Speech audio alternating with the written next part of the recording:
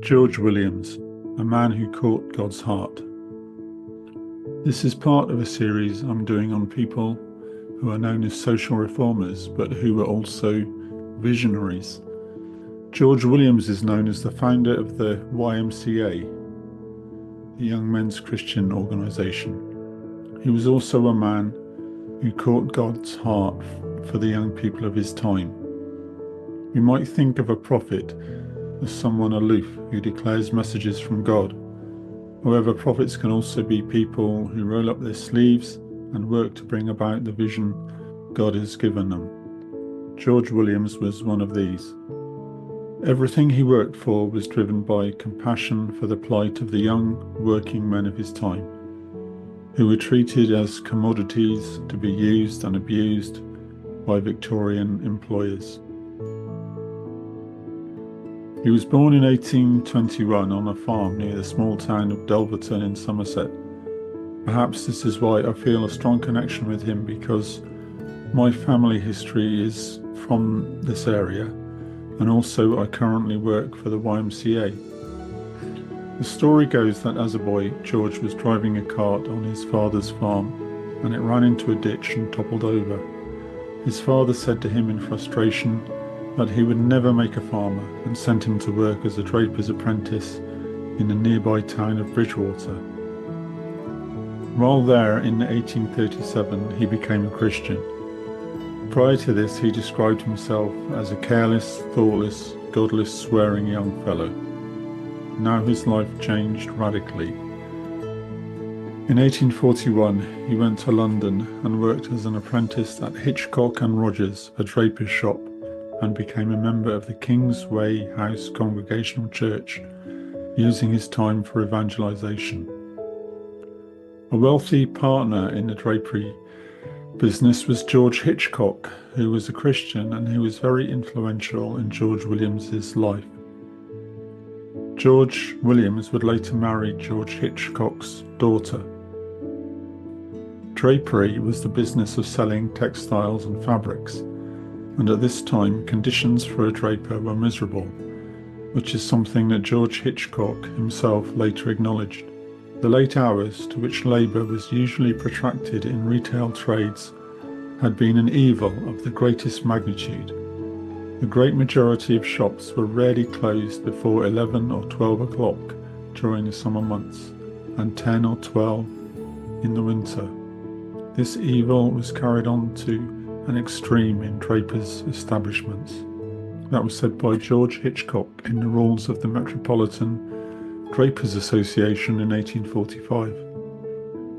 It was in this environment that George Williams met with fellow drapers for Bible study and formed the Drapers Evangelical Association. 3 years later, in 1844, Williams and 11 other young men from the drapers' establishment formed the Young Men's Christian Association. This is why I say that he caught God's heart.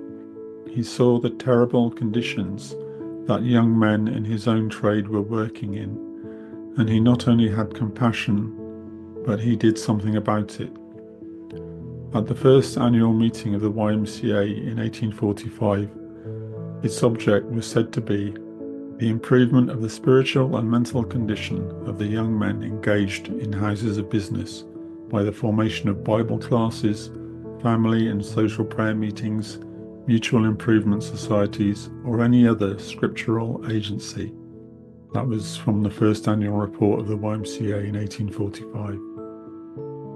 There were other similar movements happening at that time, and momentum was building for what became known as the early closing movement. George Williams's boss, George Hitchcock, said at a meeting in London, "I bear my unqualified testimony to the possibility of closing at a much earlier hour without detriment to employers." The early closing movement campaigned for the early closure of shops on Saturdays. Its aim was to liberate shop workers for self-improvement, an early step towards the 5-day working week that we know today. It was not until the passage of the Shops Act in 1912 that shop assistants became legally entitled to at least 1 half day a week off. As increasing numbers of employers adopted the Saturday half-holiday, as it became known, a burgeoning leisure industry was quick to capitalise on the movement by offering reduced fares for day trippers to the countryside on Saturday afternoons. But perhaps the biggest winner was the sport of football, which began to stage matches on Saturday afternoons, as the football craze took hold in the 1890s. I'm just pointing this out to illustrate that much of what people enjoy today has its roots in the early closing movement. George Williams was concerned about the lack of healthy activities for young men in major cities. The options available were usually taverns and brothels. His heart was to improve their lives and the opportunities available to them. Most of all, his heart was to improve their spiritual condition. Many of the benefits enjoyed by working people today are due to the efforts of George Williams and others like him. Today, the YMCA is the oldest and largest youth charity in the world. Its aim is to support young people to belong, contribute and thrive in their communities. I believe that George Williams was a simple man who found the Lord and had a vision that was in line with God's heart. Despite being knighted by Queen Victoria and being honoured with a stained glass window in the nave of Westminster Abbey, he remained a humble man who literally changed the world. So thank you for listening. If you found this video interesting, you can find more information at prophecy-workshop.com.